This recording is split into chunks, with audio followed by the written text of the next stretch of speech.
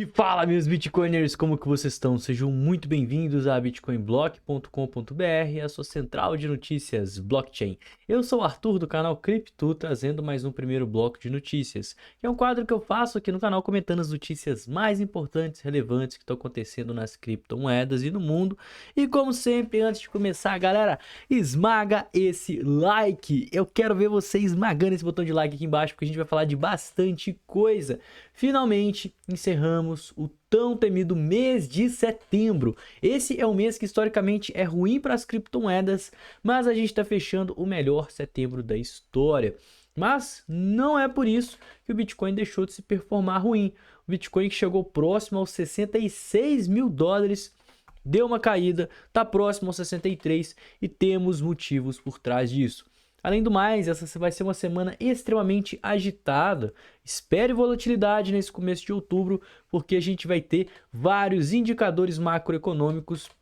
E já começou nessa segunda-feira com as falas do presidente do Banco Central, Jeremy Powell, que eu vou passar tudo em primeira mão para vocês.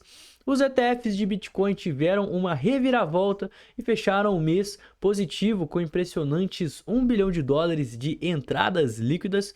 E para fechar, a gente vai falar sobre a FTX, que estava tendo um rumor sobre o pagamento dela, mas que é mentira, e o CZ, que finalmente saiu da prisão. Então não esquece do like, verifica sua inscrição aqui no canal. E pessoal, o Bitcoin aí nos 63.700, puxando a maior parte das criptomoedas para baixo, queda de 3,3%, Ethereum nos 2.600 dólares, queda de 2%, algumas criptomoedas aqui, principalmente Doge, Polkadot e a Polygon, estão com retornos negativos.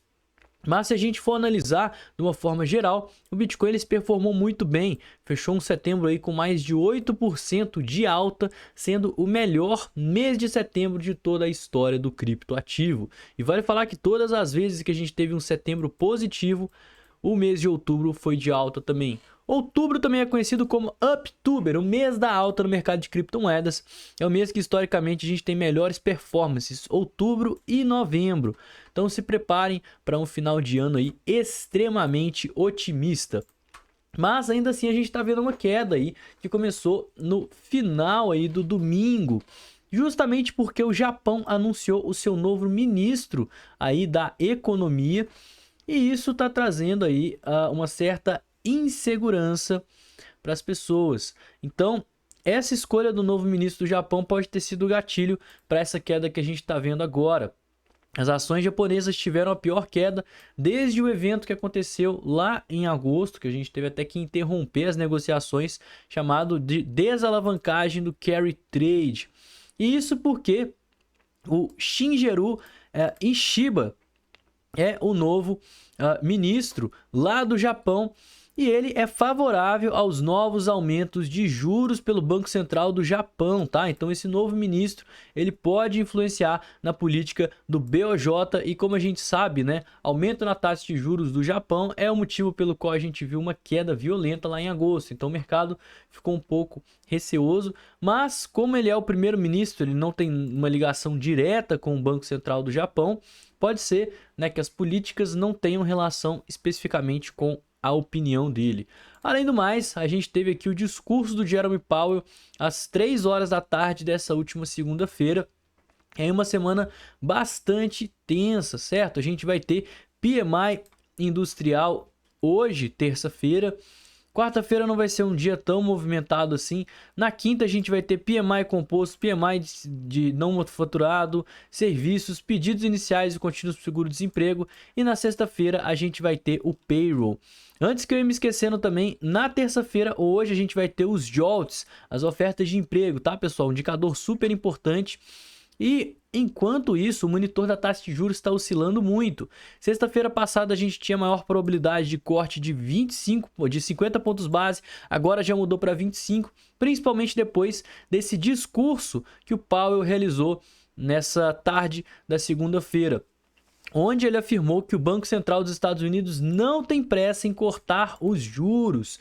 E as pessoas estavam muito otimistas que os cortes na taxa de juros iriam acontecer de uma forma mais agressiva. Tanto que o seu discurso fez as bolsas de Nova York virarem para baixo e ampliarem aí a sua queda. Dentre os vários pontos, o mais importante é ele destacando que se a economia seguir conforme o esperado, sim, o Fed ele pode cortar os juros mais 2 vezes esse ano, mas essas decisões serão avaliadas em cada reunião. Então, se a gente vai ter mais 2 cortes, provavelmente em novembro e em dezembro, esses cortes devem ser de 25 pontos base, tá? Essa é a maior probabilidade a partir de agora. Além do mais, os ETFs de Bitcoin fecharam essa semana com entradas de 6 bilhões de reais, galera. A gente viu o otimismo voltar pelo lado das gestoras e os investidores de Wall Street aí extremamente otimistas com o Bitcoin. Claro, né, o maior valor de aporte foi a BlackRock com 2,7 bilhões, depois veio a Fidelity com 1,1 bilhões e a ARK Invest com 1,5. E vale falar que a gente teve, né, quedas acentuadas agora nesse mês de setembro, o Bitcoin aí nos 50 mil dólares, muitas vendas devido à insegurança e possibilidade de recessão nos Estados Unidos estavam ali pairando o mercado no começo do mês, mas agora nessa segunda-feira, para fechar o mês, a gente está com as entradas, o balanço mensal dos ETFs em 6,5 bilhões de dólares ou 6,5 bilhões de reais e 1,2 bilhões de dólares no positivo, que mostra pra gente que um mês que historicamente é um mês péssimo para o mercado, um mês aí de quedas para o Bitcoin, a gente está tendo otimismo entrando. Então aguardem, porque provavelmente veremos um outubro, novembro e dezembro extremamente bullish. E não, os pagamentos da FTX não vão começar agora no começo de outubro, igual muita gente estava especulando. Rolou um papo aí nas redes sociais que viralizou, onde muitas pessoas acreditaram que a FTX ia começar a pagar as pessoas no dia 30 de setembro, nessa última segunda-feira. E esses rumores, de fato, eles são falsos, porque o plano de reembolso da FTX, ele ainda não foi aprovado no tribunal. Vai ter mais uma audiência que vai acontecer no dia 7 de outubro, isso é, na semana que vem. E essa audiência que deve confirmar o plano de restituição e, de fato, estipular as datas, certo? Se esse plano for aprovado, o que está sendo afirmado aqui é que as pessoas que possuem menos de 50 mil dólares já poderão receber aí os pagamentos até o final de 2024. E esses pagamentos eles devem acontecer aí em um período mais longo, certo? Justamente porque, segundo as leis de falência do capítulo 11, que é onde esse processo está rolando, a FTX ela deve pagar os clientes em dinheiro para evitar conflitos, em vez de pagar com criptomoedas, igual a Mt. Gox fez em meados desse ano, tá? E como vai ser pagamento em dinheiro, depósito em conta bancária, isso deve demorar um tempo maior. Então, fica ligado com isso. Dia 7 a gente trará mais novidades e já tá tendo aí uma segunda especulação que os investidores não estão gostando, né? Com esse aqui, o token da FTX disparou 40% e devolveu quase todo o ganho. Mas, além disso, tá vazando fatos aqui que dizem que os acionistas da FTX terão prioridade no pagamento ao invés dos clientes. Então, quem tinha ações aí da FTX ou qualquer coisa do tipo, que seriam os investidores e não os clientes, eles também devem receber seu capital primeiro, o que está frustrando muita gente. O pessoal está com medo de não ter dinheiro para pagar todo mundo, hein, galera? E para fechar, o CZ finalmente saiu. A gente comentou, né, que ele deveria ter saído na sexta-feira por conta da lei dos Estados Unidos, que foi o que aconteceu. Já está ativo nas redes sociais e deu agora nessa segunda-feira o seu primeiro depoimento, o seu primeiro pronunciamento público após sair da prisão. Ele, que é mais conhecido por ser pacífico, calado, não deu ali grandes detalhes ou polêmicas, né, que poderiam trazer algum impacto. Ele disse que vai continuar investindo em projetos de blockchain e vai dar uma atenção especial para doações e ações de caridade, tal como o seu projeto Giggle Academy, que vai ser o seu principal foco a partir de agora, que é uma instituição sem fins lucrativos, onde ele vai focar aí no ensinamento de criptomoedas, tecnologia blockchain, matemática, programação para pessoas que não tem aí a possibilidade de ter acesso a essas informações todas. No mais, ele não deu tantas novidades, né, sobre a parte que ele estava lá na prisão. Ele falou que a comida agora tem um sabor muito bom e que ele pode comer mais de uma peça de fruta por dia. Mas pessoal, não se engane, tá? O CZ é uma das pessoas mais influentes do mundo de criptomoedas e no mundo monetário. Ele é a 25ª pessoa mais rica do mundo, com um patrimônio superior a 60 bilhões de dólares. Ele tem influência sobre o mercado, mesmo não estando falando muito. Seus próximos passos certamente poderão causar impacto nas criptomoedas e principalmente na BNB, onde ele é o maior holder de BNB do mundo.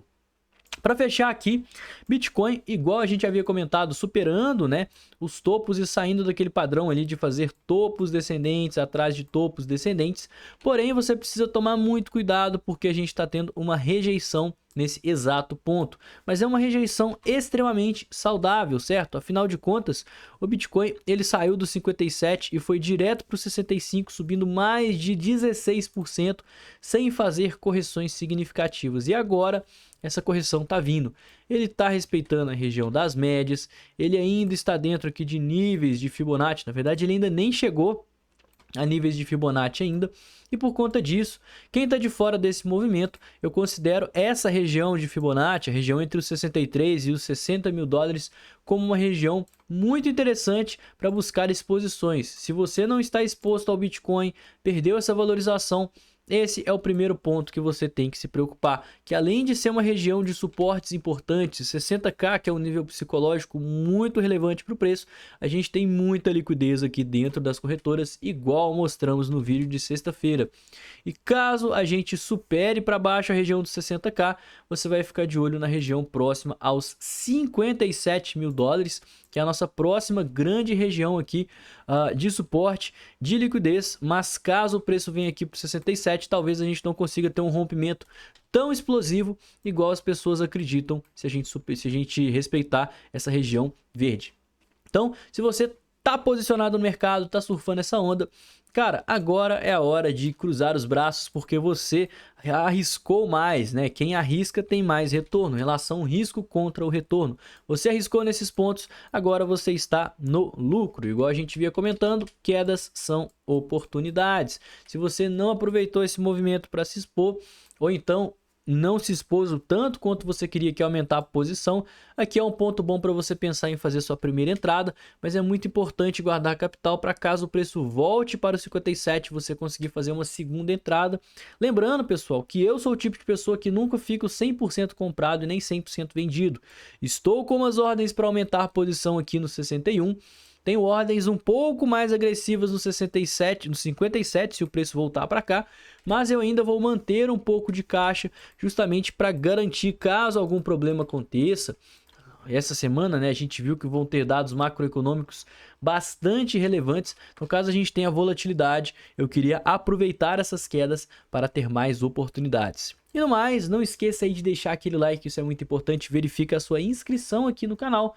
Eu vou ficando por aqui. Tenha um excelente dia, uma ótima semana e valeu, galera. Falou!